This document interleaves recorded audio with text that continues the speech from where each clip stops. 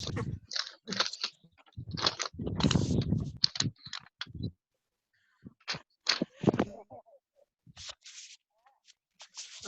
good afternoon, everyone. So I'll be starting with module 4 today. So module 4 starts with impact of jets on curved vanes. In your previous syllabuses, it used to start with flat vane, inclined vane, but right now it is there only in your lab. It has been moved away from the theory. It is only there in your lab. So we start directly with curved vanes. Well, your module 4 and 5 deals with, your hydraulic machines. Your hydraulic machines mainly include your turbines as well as your pumps. Okay, and your curved vanes are the basis to it, where we see each vane or plate, and then we'll be calculating what is the force acting due to the jet, and then further calculations we'll be doing. So now today, whatever class I'm going to take is a simplest case, and from tomorrow we'll add a little more element of difficulty. So at the end of the session, after that, I'll be giving you a video where they are solving problems, and we'll be discussing the problems in the next class also. Okay. Now, these are the contents I'm going to cover in my portions today. Okay, impulse momentum equation, force exerted by the jet on stationary curved vane. I'll be covering all these parts. And then force exerted by a jet on moving curved vane, only at the center. I'll be stopping here for today's session because the next is velocity triangle. You require a little more understanding. There are a lot of velocities coming into picture. So we'll be ending at the center. Okay. And I think impulse momentum equation you would have already studied in fluid mechanics. In fluid mechanics, in your forces at the bend of pipe, you had used the momentum equation. So here, this impulse momentum equation is the same, where you are trying to remodify your Newton's second law of motion. Your Newton's second law of motion was force is equal to mass into acceleration. And I'm not, getting into too much of second law, but your second law says that the force acting on a body is equal to mass into acceleration. It is based on the law of conservation of momentum, especially your linear momentum. Your momentum is nothing but mass into velocity. You in your junior classes, you would have seen in your the problems involving collision. You were using your momentum. So the same concept is used here also. So here in impulse momentum equation, what you're doing, you're making a slight change in the law. Your acceleration, you're writing it as change in velocity by time, and that time you're shifting it to the left hand side, and that force acting at a short duration of time, that is your impulse. Sudden force, that is your impulse. So here also a jet of water is striking a plate suddenly, and you're trying to calculate what is the force, and that is equal to your mass into change in velocity. Here there is no change of mass. If suppose there's a change of mass, the equation would be different. Here, since there is no change of mass, the mass is constant. It is only mass into change in velocity. Okay, so this is your impulse momentum equation. F into delta t or dt is my impulse, force acting suddenly, for a short duration of time. And that is equal to mass into change in velocity, initial minus final. Now here, we will be using this equation to calculate the force. Okay, to calculate the force, we'll be using, and here force is equal to, I'll be calculating m divided by delta t into change in velocity. Okay, this is common across all the concepts in your module 4 and module 5. Okay. Now curved plate or vane, both are the same thing. It is interchangeably used. Plate and vane both are equally correct. I have shown a picture of a curved vane, a curved vane. So it is something like that. It's a symmetrical plate. In the beginning, for simplicity, we start with symmetrical, and then we are going to, make it unsymmetrical and see what are the forces acting. So in the simplest case, the first case is impact of jet on curved plate or vane. So this I have drawn as a side view. I have drawn, this is my plate. It is fixed or stationary. It is not changing. And when I have a jet of water, this is a nozzle, like your garden hose pipe. When you leave the water, there is a velocity v, and because of the presence of the plate, there is a deflection. And we will be calculating the forces along x as well as y. The force calculation, we are taking right as positive along x, and upward as positive along y. Now, before I start further, so my base diagram is, if it's a fixed or a stationary case, it is fixed. I've got a jet of water. There is a force acting because of the jet of water, and it is getting deflected. Now, the assumption is, as I told you already, we are assuming that the mass is constant. So we are dealing with water. There can be changes in the mass, but we are assuming mass is constant. The vein is very smooth. See, remember that when you suddenly, if you have a garden pipe, you're suddenly opening it. If it is, getting, if it is being, the jet is being directed to some body, there is an initial loss of energy. Okay, but that is not there. I'm assuming there is no loss. It's a very smooth surface. There is no shocking, shocking energy is not there. And here, I told you F is m into dt, where m is a mass. And mass, in most of my derivation, I write mass in terms of area and length. So here also, mass is equal to rho AL, where rho is a density, and density here it is a water. Okay, and A is the area of the nozzle or jet. So if diameter is given, you can calculate. Your nozzles are generally circular in shape. Most of the nozzles are circular in shape. So if the diameter is given, pi by 4 d square, you can calculate the area and length. So length, what we'll be doing, if you can see the further equation, this mass L divided by dt, I take it as one term, and at that I replace it by V. V is nothing but the velocity of jet. The velocity of jet is the velocity of water which is coming out of the nozzle. That is the velocity of the jet. So here in all my equations, m divided by dt, for stationary case, m divided by dt is rho a v.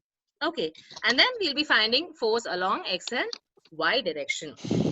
Now the first case is force exerted by the jet on a stationary curved plate at the center. This is the simplest case, the same diagram as before. You're having a nozzle, you're having a pipe. At the end of the pipe, you're giving a smaller area, nozzle, so that I have an increased velocity. Your nozzles are always given to increase my velocity. So the velocity is coming and it is getting, there is a deflection occurring. So the angle of deflection is generally calculated as 180 degree minus theta.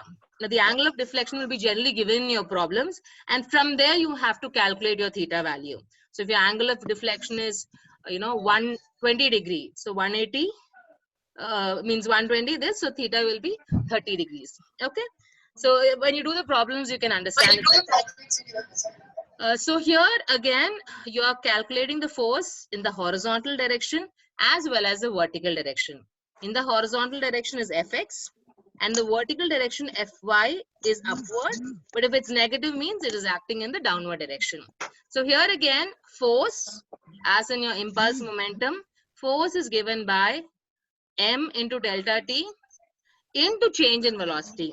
So your 1 represents here the initial velocity along x, and v2x represents the final velocity along x direction. So the final velocity v is at an angle, so I'm resolving into its x and y component. So if this is theta, deflection is theta, so we have got v cos theta, v sin theta. So v, initially it is only v, but when it is coming out after deflection, it is at an angle, so I'm dividing into two components, v cos theta, v sin theta. Now when I come to my force equation, m by dt, I already told you, we are taking it as rho av. Initial velocity in the direction is v itself, so I'm writing here it as v minus of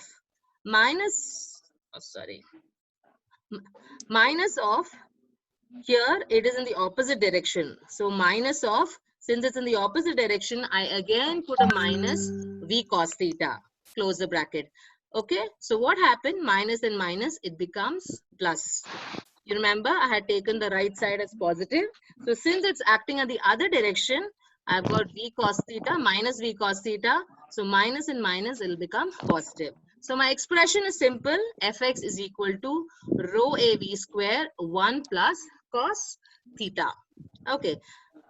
Theta, if I know the angle of deflection, I can calculate the value of theta. Sometimes it directly give the value of theta also. Now, similarly, in the vertical direction, my m by dt is rho a v. But here in the initial velocity, my initial velocity is predominantly horizontal. Okay, so I don't have any vertical component, so that I have taken it as 0.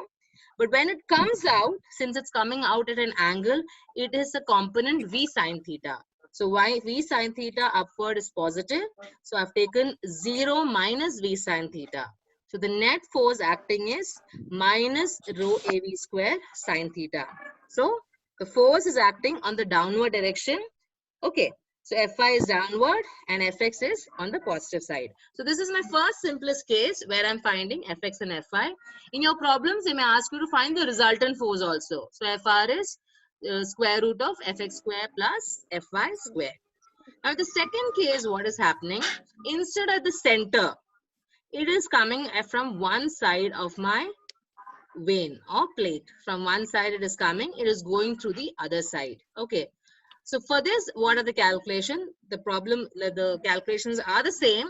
We are going to do Fx is equal to m into dt into change in velocity. So at 1, at the entry point, and anyway, this is my inlet and this is my outlet. Your inlet is a point where the water or the jet of liquid is touching first time, and outlet it is touching the last time. So here inlet is at this corner at the bottom and outlet is this bottom. So this is my section 1, this is my section 2. Okay, how does this land?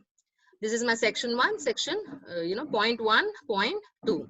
So this is a symmetrical plate. It's not an unsymmetrical plate. It's a symmetrical plate. It is stationary or fixed. So here again, we are going to find Fx and Fy. So Fx, at the entry, it's coming with velocity v. I'm dividing into two components, v cos theta, v sin theta. At the exit also, it is v. The plate is smooth. The vein is smooth. There is no loss. It is going with the same velocity v. So that also I am dividing into two components, v cos theta, v sin theta. Now coming to the equation again, m by dt is rho av. V1x along x direction, my force is v cos theta. So I'm taking that as it is. It's acting on the right side. So right side is positive. Minus of my v cos theta at the outlet is on the other direction. So I have to put a minus again. So minus of minus v cos theta. So finally Fx will be 2 rho a v square cos theta. Now coming to the vertical direction, the same thing. So I've got v sin theta, v sin theta. Now here rho av, that is understood. At the inlet, it is acting on top. Okay, it's acting on top. So top is positive. I take it as same v sin theta minus of, again it is acting on top, so it is plus. So minus v sin theta minus v sin theta for a symmetrical curved vein which is acting tangentially. The Fi is 0.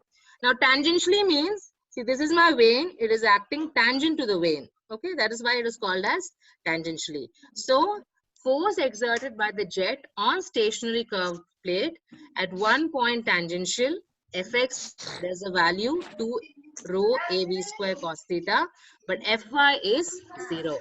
Now the third case, what happens? Here it is guessing theta and theta is getting cancelled. In the third case, when it's an unsymmetrical plate, I'll have a value of Fy also. So here I have changed the notation as alpha and beta because theta will be coming in future a number of times. So I've changed into alpha and beta. Even alpha and beta also will be coming. Okay, as we this is the cases. So here this is alpha and beta. So same here again. M by dt is same rho av. V1x at the entry, what is the force I have?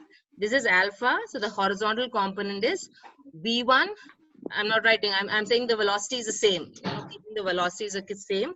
I've got V cos alpha.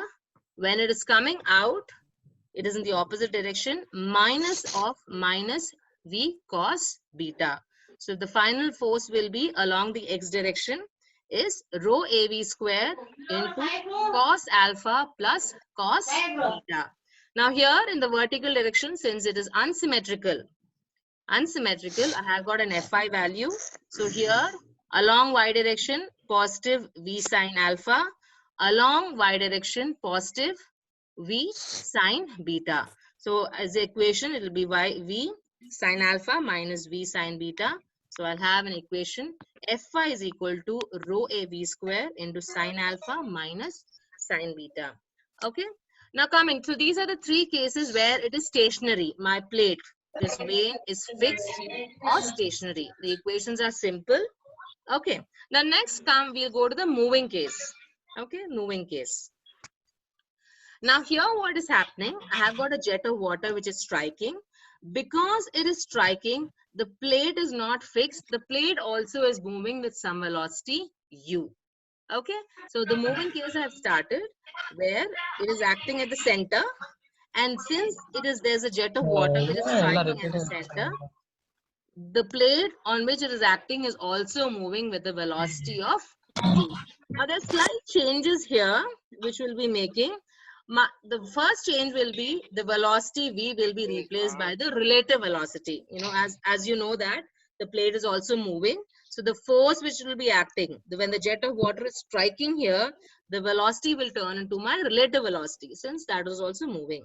So instead, the changes here will be by mass by time, m by dt, instead of rho a v, it will become rho a into the resultant velocity, that is v minus u. Okay, so that is the first change. Remaining all are same. And here, since it's moving, I am only calculating fx. And since it's moving, there's a work done by the jet. Because of the jet of water, the plate is moving, the jet is doing some work. So we'll be calculating the work done per second also. Now, this diagram I think is quite clear. The jet is moving with v, u, deflection angle. At any point of time, your theta is calculated by your tangent. Tangent, it is drawn on both directions. Okay, so here there is no Fy calculation. We are only calculating Fx, and then we are going to calculate what is the work done by the jet. I request who has put on the music, just switch it off. Okay, or mute it so that others can't hear it. So the diagram is here, so I've not repeated the diagram here. So my only change here is, when you compare to the stationary one, the only change is my velocity is replaced by my relative velocity. So there at the center, I'll just go back to the slide. Here it was rho a v square. So instead of this v, the velocity for a moving case at the center is given by rho a v minus u the whole square into 1 plus cos theta. That is, if you see the change, that is the only change which is there. Okay, so here mass divided by time, it is rho a v minus u into initial velocity is in the direction of the jet along horizontally. So since both are moving, I take the relative velocity v minus u along x direction. So it finally comes out also v minus u cos theta. So minus of minus, it will become plus. So compared to my stationary vane, the difference is fx is equal to rho a into v minus u the whole square 1 plus cos theta. And here we are not calculating Fy, we are calculating the work done by the jet on the plate. Because of the jet of water, the plate is moving. So there's some work done by the jet of water. The water is able to do some work. So that is calculated as work done per second, and that is equal to force into velocity. Generally, work done, the formula is force into distance. Your force into distance is your work done. So since it's work done per second, force into distance by time, distance by time, I'm taking it as u. Okay, and that is your u is the velocity in which the plate is moving. So when I substitute that, I'll be getting rho a v minus u the whole square into 1 plus cos theta into u. Okay, the next is, so for today's class, I'm stopping it here since I'm starting. I don't want to complicate you too much. The next is a lot more complicated. When I have a case where the force exerted by the jet on a moving curve plate at one end tangential, we introduce the concept of velocity triangle. Okay, and this velocity triangle will be used in your Pelton wheel, your Francis, Kaplan, and centrifugal pump, which is part of your syllabus. Your module 4 deals with Pelton wheel. Your module 5 deals with your centrifugal pump, Kaplan, and Francis. So this diagram will be the basis for your remaining thing. So till now, what I've done today, I'm not going to do the velocity triangle today because for tomorrow's class, I want you all to have a notebook. I'll show the step-by-step procedure how to draw this triangle. Okay, so since I've just drawn the final triangle here, final velocity triangle. This is the inlet and this is the outlet.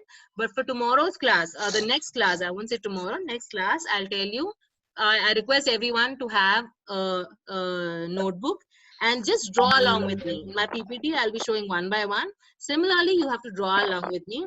You can see there are a lot of terms, so I'll be explaining all the terms tomorrow. Now, today's class is over. So we have dealt with force exerted by the jet on stationary curved vane at the center, at one end tangential when the plate is symmetrical, at one end tangential when it is unsymmetrical, and also force exerted by a jet on moving curved plate at the center. The next thing I'll be starting tomorrow. Now after the class, I have activated, you can send messages, and by evening I'll send a video where they're doing 2-3 problems. Okay, you also try to do along with it, and after my velocity triangle class, I will be discussing the problem through the same online medium or WhatsApp group that I've not decided yet. So we'll be doing this problems which is given. 2-3 problems are very simple because whatever I have taken today is quite simple, but we'll be discussing it after I take the velocity triangle part. Okay, so we come to the end of the session. Thank you.